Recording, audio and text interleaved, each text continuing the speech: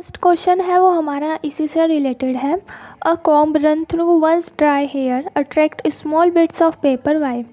तो जब भी कोई कॉम्ब होता है, जब वो बालों से निकल जाता है तो वो जो स्मॉल पीसेस ऑफ पेपर होते हैं उनको अट्रैक्ट कर देना स्टार्ट कर देता है। ऐसा क्यों होता है? एंड क्या होगा अगर वो जो बाल हैं वो गीले हों और तब उनसे कंघा निकले, या फिर वहाँ पे क्या हो, रेनी डेज हो, तो तब क्या होगा, तब बताना है।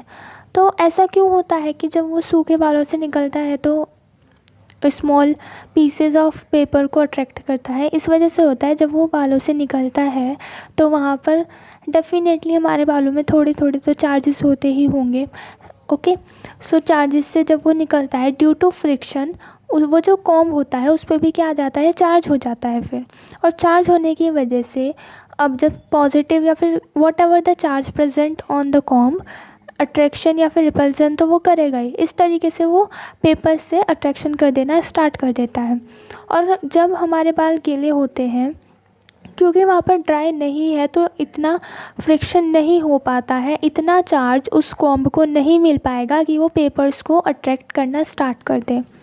सेकेंड क्वेश्चन है, ordinary rubbers is an insulator but special rubber tyres of aircraft are made slightly conducting, why is this necessary. तो जो रबर होती है वो बेसिकली कंडक्टिंग नहीं होती है, इंसुलेटर होती है ऑर्डिनरी। बट जब जो टायर्स होते हैं वो कंडक्टिंग बनाए जाते हैं, ऐसा क्यों? इसलिए बनाए जाते हैं क्योंकि अब वो जो टायर्स हैं वो डेफिनेटली रोड्स पर चलेंगे, रोड्स पर भी नेगेटिव चार्ज या फिर चार्जेस तो प्रेजेंट होते ही हैं। ओके, होने की वजह से, फ्रिक्शन की वजह से कुछ चार्जेस वो जो टायर्स होंगे उनके ऊपर आ जाएंगे। अब जब रोड पर चल रहे हैं, फ्रिक्शन हो रहा है, तो चार्जेस भी आते ही रहेंगे। और इसमें ये डर होता है, वो जो टायर्स है वो इंसुलेटर है तो चार्ज उनको मिलता जा रहा है, चांसेस होते हैं कि वहाँ पर क्या हो जाएगा, आग लग सकती है। इसलिए उनको कंडक्टिंग बनाया जाता है जिससे वो जो चार्ज है वो ईज़िली उनको ले लें, कोई भी स्पार्क या फिर फायर होने का खतरा ना हो। Now third, vehicles carrying inflammable material usually have metallic rope touching the ground during motion. Why?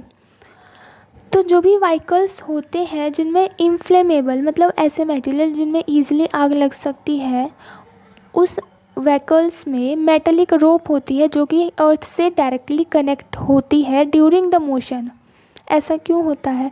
अब ये बहुत अच्छा क्वेश्चन है और इसका जो आंसर है वो भी बहुत लॉजिकल है। तो देखो, जब वो जो रोप है वो कनेक्टेड है किसके साथ, अर्थ के साथ, तो डेफिनेटली उस पे सड़क पर से वो चार्जेस भी ले सकती है। अब जब वो चार्जेस ले सकती है और क्योंकि वहाँ पर इनफ्लेमेबल मटेरियल है तो यहाँ पर चांस होती है कि क्या लग सकती है, आग अगेन लग सकती है ना। इस वजह से उसको ग्राउंड से ही कनेक्ट कर दिया जाता है जिससे जो वो आग लगने का खतरा है वो कम हो जाता है। किस तरीके से, जब वो ग्राउंड से कनेक्ट है तो जो वो चार्ज लेगा वो ग्राउंडिंग के थ्रू अर्थ में ही जाता रहेगा, तो वहाँ पर कोई भी फायर होने का खतरा नहीं होता है। इसलिए मेटलिक रॉप ही लगाई जाती है। मेटलिक एक क्या होता है, कंडक्टिंग ही तो होता है, जिससे वो चार्ज को एक्वायर भी कर ले और उसको हटाना हो तो वो भी ईजिली कर ले। Now D part, a bird presses on a bare high power line and nothing happened to the bird. A man standing on the ground touches the same line and get a fatal shock. Why? अब ऐसा क्यों होता है कि जो हमारे पास birds होती है, अगर वो पावर लाइन पर बैठ जाए तो वहाँ पर उनको करंट नहीं लगता है, बट अगर कोई ह्यूमन हो और वो इस तरीके का काम करे तो उसको शॉक लगता है। ऐसा क्यों होता है? ऐसा इसलिए होता है क्योंकि करंट हमें तभी महसूस होगा जब यहाँ पर पोटेंशियल डिफरेंस होगा। अब जो बर्ड है वो किसके साथ कनेक्ट है, वो वायर के साथ कनेक्ट है, वहाँ पर कोई पोटेंशियल डिफरेंस नहीं है। बट जो ह्यूमन है वो अर्थ के साथ कनेक्ट है। अब अर्थ में तो कितने सारे चार्जेस होते होंगे, मिनरल्स, रॉक्स वगैरह वगैरह, अर्थिंग एंड वगैरह वगैरह। सो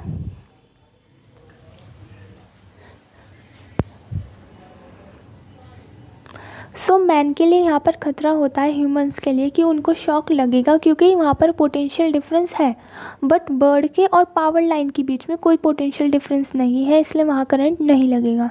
तो ये हमारे पास एग्जाम्पल 7 है जिसके 4 क्वेश्चन थे। और इस तरीके के क्वेश्चन आ सकते हैं जब क्वेश्चन रीजनिंग के हों, जिसमें हमें रीज़न देना होता है कि ऐसा क्यों हुआ है या फिर ऐसा क्यों होता है।